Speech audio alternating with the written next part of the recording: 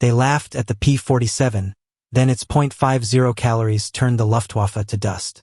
It sounds almost unbelievable, how a fighter mocked as a flying bathtub, a machine so bulky that German pilots joked it couldn't climb, turn, or fight, would soon become one of the most feared aircraft the United States ever sent into European skies.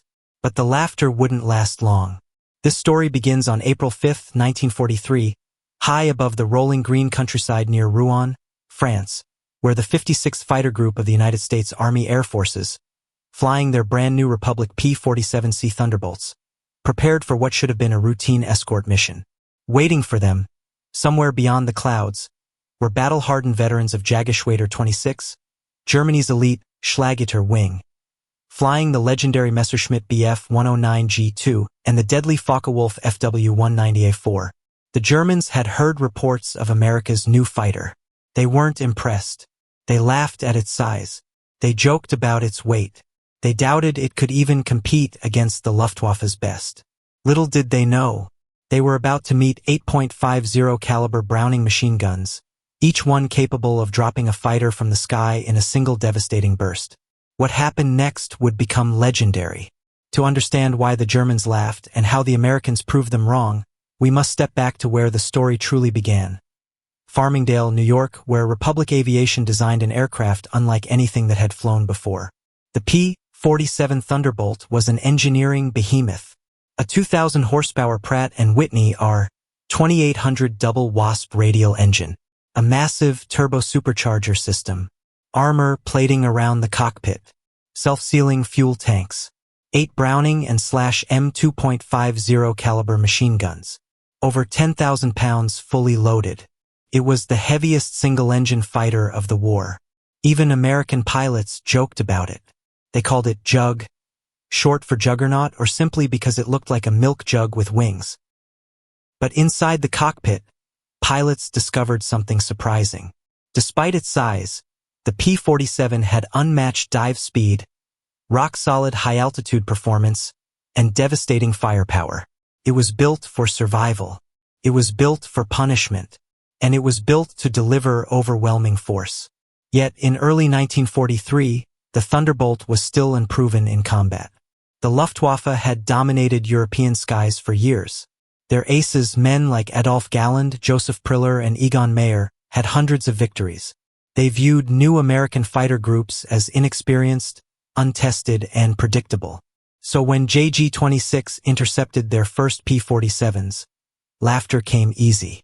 The American units entering combat included 56th Fighter Group, Colonel Hubert Hub Zemke, 4th Fighter Group, Colonel Don Blakesley, 78th Fighter Group. Many pilots were fresh from stateside training. They were eager but green. Germany expected an easy victory.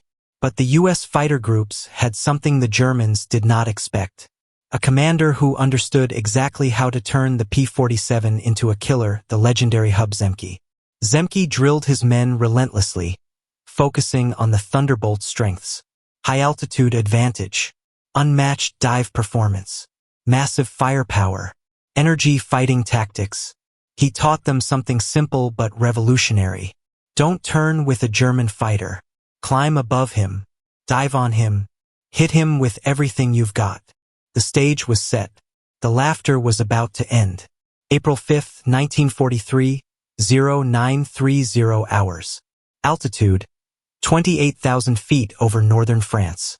24 P-47s formed up to escort B-17s returning from a bombing run against German rail targets. The weather was clear. Visibility stretched nearly 100 miles.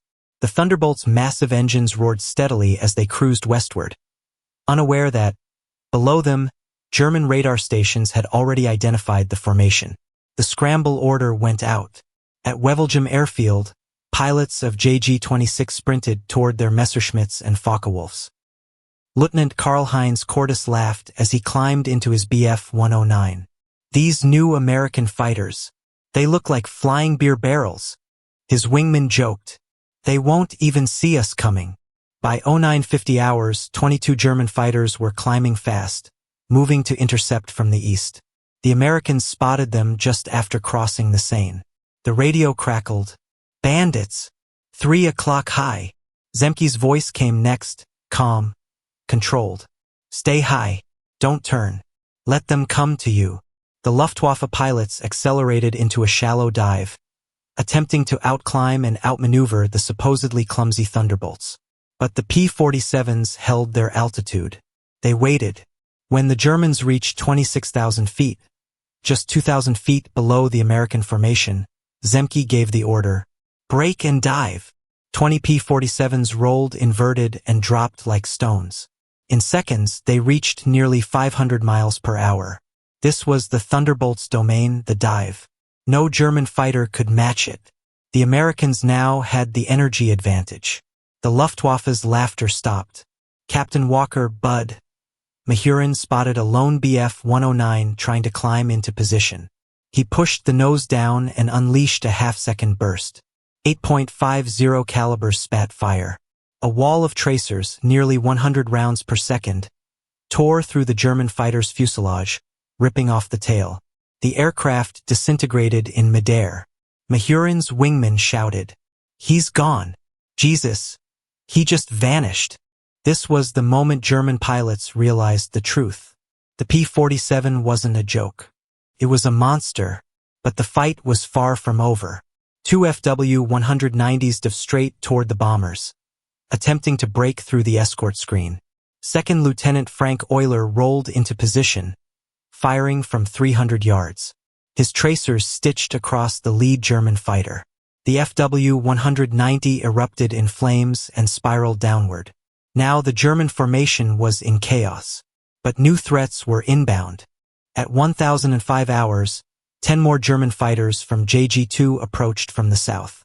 The Thunderbolts were suddenly outnumbered. Zemke rallied his pilots. "Hold altitude. Use your dives. Don't dogfight. Hit and run hard." The sky exploded into a series of vertical spirals, high-speed dives, and violent breakaways. The P-47s dove, fired, climbed, and dove again. The Germans tried to turn with them, but with every attempt, they lost altitude, lost energy, and lost positioning. The Thunderbolts attacked with terrifying momentum. By 1015 hours, the Germans were frustrated. Their head-on attack hadn't worked. Their turning tactics had failed. Their climb advantage was gone. But they still had numbers and experience. 7 FW-190s regrouped for a final assault. They dove in tight formation toward the American fighters. The air filled with cannon shells and machine gun bursts. One P-47, flown by Lieutenant James Fife, took a direct hit to the engine cowling. Oil sprayed across the canopy. His aircraft shuddered violently. He shouted, "I'm hit. Engine's gone. I'm bailing." But his wingman, Lieutenant Bob Johnson, saw something else. The FW-190s were overextending. Their dive angle was too steep. Their formation was stretched thin. He keyed his radio. "Zemke, we've got them. They're in the open." Zemke's reply was immediate. "All jugs, dive and fire." The next 90 seconds would become some of the most chaotic air combat of the early European air war. Johnson dove at full throttle. The airframe groaned under the pressure. One wrong move and the wings could shear off. But he held steady. He lined up behind a pair of FW-190s. They never saw him coming. He squeezed the trigger. The 8 Brownings roared. A deafening, continuous, metallic thunder. A hurricane of .50 caliber fire tore through both German fighters. One exploded instantly. The second spiraled downward, pieces flying off into the slipstream. But Johnson wasn't safe. A Bf-109 latched onto his tail. Cannon shells ripped past his canopy. His plane vibrated as explosions rocked the fuselage. He couldn't dive, he was already near terminal speed. He couldn't climb, he had lost too much energy. He couldn't turn, he'd be outmaneuvered instantly. He was trapped. Zemke saw it from above. "Johnson, brake left, hard." Johnson yanked the stick. The P-47 groaned but responded. The G-forces nearly blacked him out. The German stayed glued to his tail. Another burst. More hits. Smoke filled the cockpit. Johnson shouted, "I'm not gonna make it. I'm hit. Controls are sluggish." Below him, the Earth rushed closer. His airspeed climbed past 520 miles per hour, dangerously close to the Thunderbolt's structural limit. Then a miracle. At this insane speed, the P-47 suddenly outpaced the Bf-109. The German pilot, unable to match the dive, pulled away to avoid tearing his wings off. Johnson's aircraft leveled out at just 1,000 feet above the ground. He was alone. Bleeding altitude, bleeding power, bleeding hope. Up above, the rest of the 56th Fighter Group was losing cohesion. 3 more P-47s had taken heavy damage. One had disappeared into the clouds, never to return. The Germans were still pushing the attack.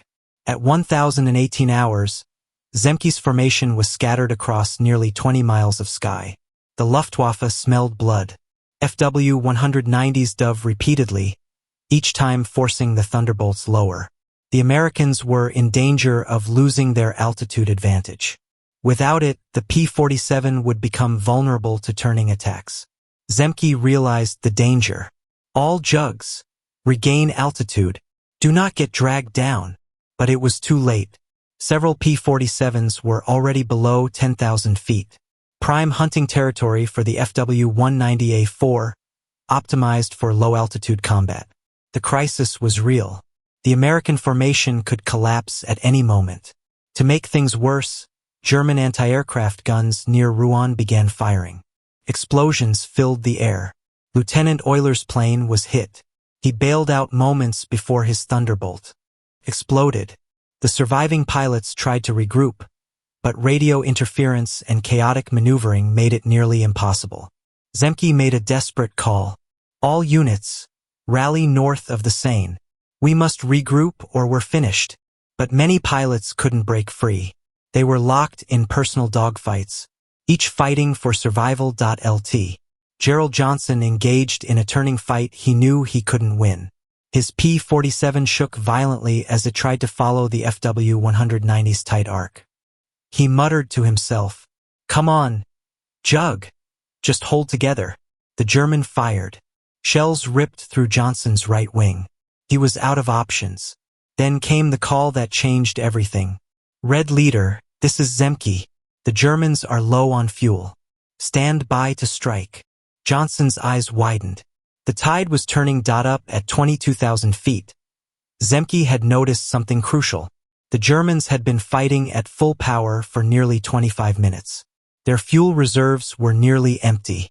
Worse, they were now deep over occupied France, far from their home airfields.